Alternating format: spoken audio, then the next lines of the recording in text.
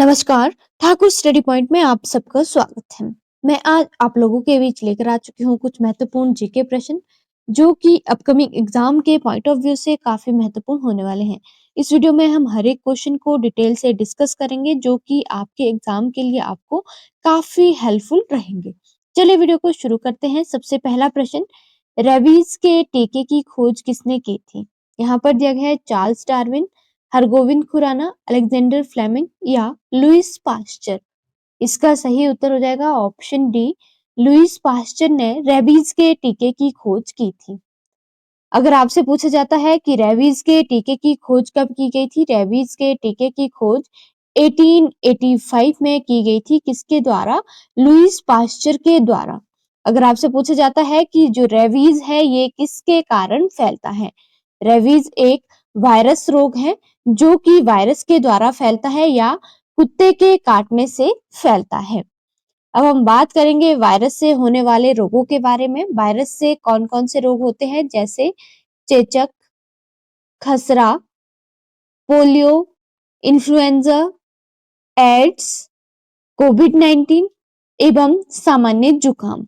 अब हम बात करेंगे बैक्टीरिया से होने वाले रोगों के बारे में। बैक्टीरिया से कौन कौन से रोग होते हैं? जैसे हैजा, टीबी या इसे क्षय रोग भी कहा जाता है, टाइफाइड, प्लेग, डिप्थीरिया, निमोनिया और काली खांसी। अब हम बात करेंगे कि कौन सा रोग किस अंग को प्रभावित करता है, जैसे हेपेटाइटिस या पीलिया। जो हेपेटाइटिस या पीलिया है ये यकृत को प्रभावित करता है। अगर आपसे पूछा जाता है कि पीलिया किस अंग को प्रभावित करता है? पीलिया लीवर को प्रभावित करता है। नेक्स्ट आता है मेनिंजाइटिस। मेनिंजाइटिस किसको प्रभावित करता है? ये मस्तिष्क को प्रभावित करता है। नेक्स्ट आता है मोतियाबिंद। मोतियाबिंद आंखों को प्रभावित करता है। नेक्स्ट है खसरा। जो खसरा है ये त्वचा एवं तंत्रिका तंत्र को प्रभावित करता है। नेक्स्ट आता है एड्स। जो एड्स है ये किस अंग को प्रभावित करता है? एड्स मस्तिष्क एवं तंत्रिका तंत्र को प्रभावित करता है। अगर आपसे पूछा जाता है कि टाइफाइड, हैजा या पैचिस किस अंग को प्रभावित करते हैं? ये सभी आंत को प्रभावित करते हैं। किसको प्रभावित करता है? टाइफाइड, हैजा और पैचिस ये आंतों को प्रभावित करते हैं। अगर आपसे पूछा जाए कि आहार नली किस रोग के कारण प्रभावित होती है? आहार नली हैजा के द्वारा प्रभावित होती है। नेक्स्ट आता है रिकेट्स। जो रिकेट्स है इससे हड्डियां प्रभावित होती हैं। नेक्स्ट आता है रेबीज या पोलियो। रेबीज या पोलियो से तंत्रिका तंत्र प्रभावित होता है। अगर आपसे पूछा जाता है कि क्षय रोग या इसे टीबी भी कहा जाता है, इससे कौन सा अंग प्रभावित होता है? इसे फेफड़े प्रभावित होते हैं। नेक्स्ट आता है काली खांसी। काली खांसी किस अंग को प्रभावित करती है? काली खांसी श्वसन तंत्र को प्रभावित करती है। अगर आपसे पूछा जाता है कि निमोनिया किस अंग को प्रभावित करता है? निमोनिया फेफड़ों को प्रभावित करता है। अगला प्रश्न, हल्दी घाटी का युद्ध 1576 में किसके बीच हुआ था? यहाँ पर दिया गया है हुमायूं और राणा सांगा, बाबर और इब्राहिम लोदी, अकबर और महाराणा प्रताप या इनमें से कोई नहीं। इसका सही उत्तर हो जाएगा ऑप्शन सी, हल्दी घाटी का युद्ध 1576 में अकबर और महाराणा प्रताप के बीच हुआ था। हल्दी घाटी कहाँ पर है? हल्दी घाटी राजस्थान में स्थित है। अगर आपसे पूछा जाता है कि हल्दी घाटी का जो युद्ध है ये कब हुआ था? हल्दी घाटी का युद्ध 18 जून 1576 में हुआ था। अगर आपसे पूछा जाता है कि हल्दी घाटी युद्ध में मुगल सेनाओं का नेतृत्व किसने किया था? हल्दी घाटी युद्ध में मुगल सेना का नेतृत्व आमेर के मानसिंह प्रथम ने किया था। अब हम बात करेंगे अकबर के बारे में। जो अकबर है इसका शासनकाल कब से कब तक था? अकबर का शासनकाल 1556 से 1605 तक रहा था। अगर आपसे पूछा जाता है कि अकबर का जन्म कब हुआ था? अकबर का जन्म 1542 में अमरकोट में हुआ था। जो अकबर है इसे अकबर महान के नाम से भी जाना जाता था। अगर आपसे पूछा जाता है कि अकबर कौन से नंबर के मुगल सम्राट थे? अकबर तीसरे मुगल सम्राट थे जो कि हुमायूं का उत्तराधिकारी बना था। अकबर के पिता का क्या नाम था? अकबर के पिता का नाम था हुमायूं। जब हुमायूं की मृत्यु हुई थी उस समय अकबर कितने साल का था? उस समय अकबर 13 साल का था जब ये गद्दी पर बैठा था। अगर आपसे पूछा जाता है कि मनसबदारी प्रणाली किसने शुरू की थी? मनसबदारी प्रणाली अकबर ने शुरू की थी।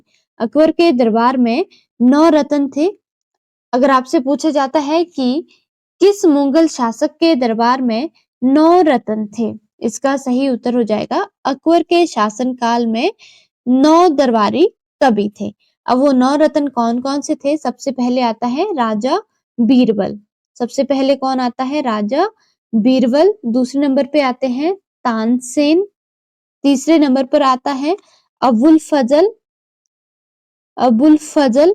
चौथे नंबर पर आते हैं फेजी और पांचवे पे आता है राजा मानसिंह। छठे पे आते हैं टोडरमल और सातवें में आते हैं मुल्ला दो पियाजे। आठवें नंबर पे आते हैं फकीर अजियाउद्दीन और नौवे पे आते हैं अब्दुल रहीमान खान ए खाना। एक बार मैं अकबर के 9 रत्नों को रिपीट कर देती हूँ। सबसे पहले आता है राजा बीरबल, दूसरे नंबर पर है तानसेन, नेक्स्ट है अबुल फजल, नेक्स्ट फेजी, राजा मानसिंह, टोडरमल, मुल्ला दो पियाजे, फकीर अजियाउद्दीन, अब्दुल रहीम खान ए खाना। अगर आपसे पूछा जाता है कि अकबरनामा की रचना किसने की थी? अकबरनामा की रचना अबुल फजल ने की थी। अगर आपसे पूछा जाता है कि अबुल फजल ने अकबरनामा को कब लिखना शुरू किया था? इसका सही उत्तर हो जाएगा 1589 में।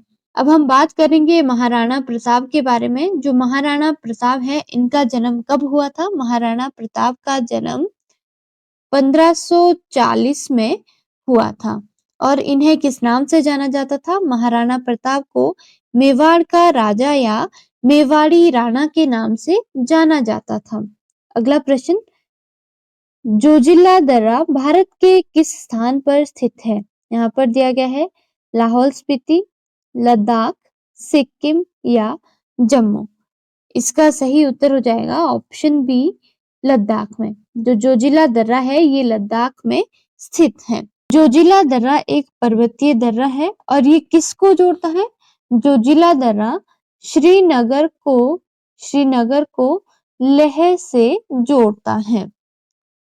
अगर आपसे पूछा जाता है कि जोजिला दर्रे की समुद्र तल से ऊंचाई कितनी है? जोजिला दर्रे की समुद्र तल से ऊंचाई है 3528 मीटर और अगर आपसे फुट में पूछा जाता है तो सही उत्तर हो जाएगा इसका 11,575 फीट। अगर आपको ऑप्शन में दिया जाता पंजाब हिमालय, कुमाऊं हिमालय, नेपाल हिमालय या असम हिमालय, तो इसका सही उत्तर हो जाना था पंजाब हिमालय। यहाँ पर दिया गया है लाहौल स्पीति। लाहौल स्पीति में कौन कौन से दर्रे हैं? जैसे रोहतांग दर्रा। जो रोहतांग दर्रा है ये किसको जोड़ता है? रोहतांग दर्रा लाहौल एवं स्पीति को कुल्लू से जोड़ता है। नेक्स्ट आता है कुंजुम दर्रा। जो कुंजुम दर्रा है ये कहाँ पर स्थित है? कुंजुम दर्रा लाहौल स्पीति में स्थित है और ये लाहौल को स्पीति से जोड़ता है। नेक्स्ट आता है बारालाचा दर्रा। जो बारालाचा दर्रा है ये लाहौल घाटी को लद्दाख से जोड़ता है। यहाँ पर ऑप्शन में दिया गया है सिक्किम। सिक्किम में प्रमुख दर्रे हैं जैसे नाथुला दर्रा और जलेपला दर्रा। जो नाथुला दर्रा है ये सिक्किम को चीन के तिब्बत स्वायत्त क्षेत्र से जोड़ता है। अगर आपसे पूछा जाता है कि कौन से दर्रे को 1962 में व्यापार के लिए बंद किया गया था, इसका सही उत्तर हो जाएगा नाथुला दर्रा को 1962 में जब भारत एवं चीन का युद्ध हुआ था, व्यापार के लिए उस समय इसे बंद किया गया था। अगर आपसे पूछा जाता है कि नाथुला दर्रे को व्यापार के लिए पुनः कब खोला गया? इसे व्यापार के लिए पुनः 2006 में खोला गया था। जो नाथुला दर्रा है ये पुराना सिल्क मार्ग का एक हिस्सा था और इसकी समुद्र तल से ऊंचाई कितनी है? नाथुले दर्रे की समुद्र तल से ऊंचाई है 4310 मीटर। नेक्स्ट हम बात करेंगे जलेपला दर्रा। जलेपला दर्रा भी सिक्किम में स्थित है। ये सिक्किम को दक्षिण तिब्बत में चुम्बी घाटी से जोड़ता है। अगर आपसे पूछा जाता है कि कौन सा दर्रा सिक्किम को चुम्बी घाटी से जोड़ता है, इसका सही उत्तर हो जाएगा जलेपला दर्रा। यहाँ पर दिया गया है जम्मू। जम्मू में कुछ महत्वपूर्ण दर्रे हैं जैसे पीर पंजाल दर्रा। पीर पंजाल दर्रा किसको जोड़ता है? पीर पंजाल दर्रा जम्मू को कश्मीर से जोड़ता है। नेक्स्ट आता है बनिहाल दर्रा। जो बनिहाल दर्रा है ये जम्मू को श्रीनगर से जोड़ता है। जम्मू को किससे जोड़ता है? बनिहाल दर्रा जम्मू को श्रीनगर से जोड़ता है। अगर आपसे पूछा जाता है कि कौन सा दर्रा जम्मू एवं श्रीनगर के बीच का प्रवेश द्वार माना जाता है, इसका सही उत्तर हो जाएगा बनिहाल दर्रा। अगला प्रश्न, सूरज के प्रकाश से हमें कौन सा विटामिन मिलता है? यहाँ पर दिया गया है vitamin A, vitamin B, vitamin C और विटामिन डी। इसका सही उत्तर हो जाएगा ऑप्शन डी। सूरज के प्रकाश से हमें विटामिन डी मिलती है। विटामिन डी का रासायनिक नाम क्या है? विटामिन डी का रासायनिक नाम है कैल्सीफेरॉल। विटामिन डी का रासायनिक नाम क्या है? कैल्सीफेरॉल। और विटामिन डी की कमी से कौन सा रोग होता है? विटामिन डी की कमी से बच्चों में रिकेट्स रोग होता है। कौन सा रोग?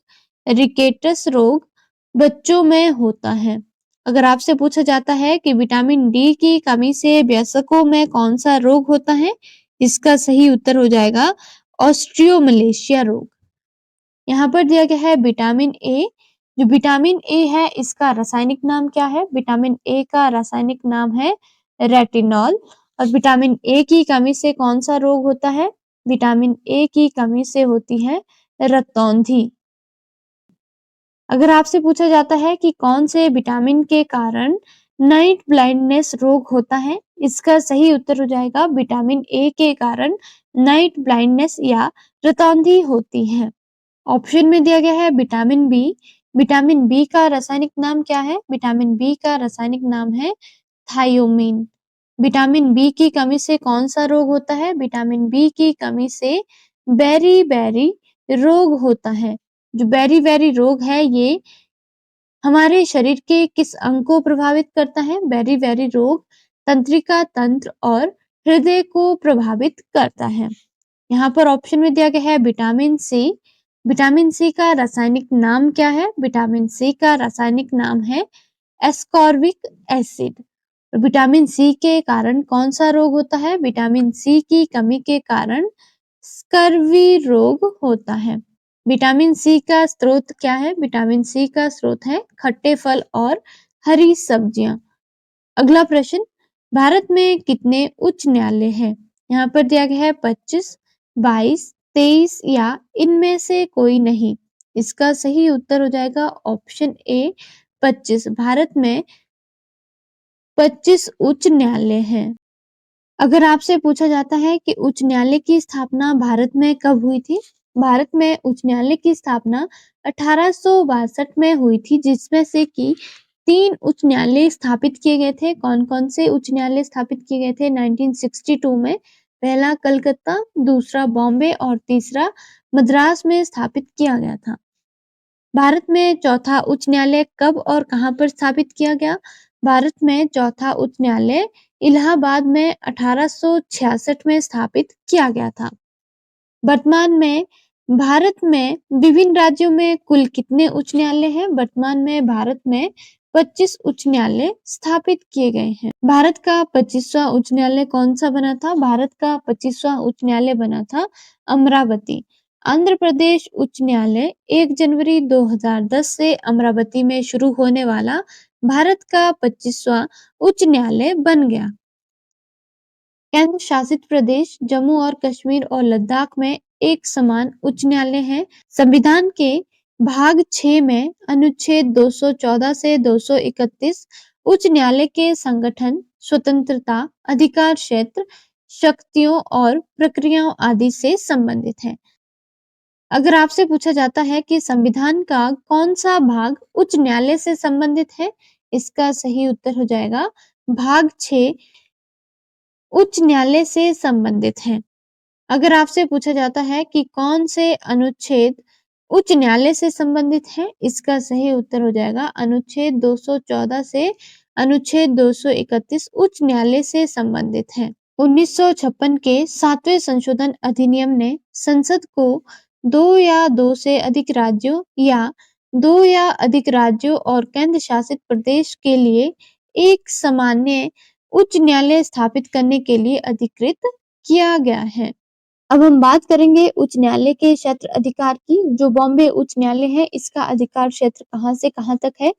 बॉम्बे उच्च न्यायालय का क्षेत्र महाराष्ट्र, गोवा, दादर और नगर हवेली एवं दमन दीव तक फैला है। नेक्स्ट हम बात करेंगे गुवाहाटी उच्च न्यायालय की।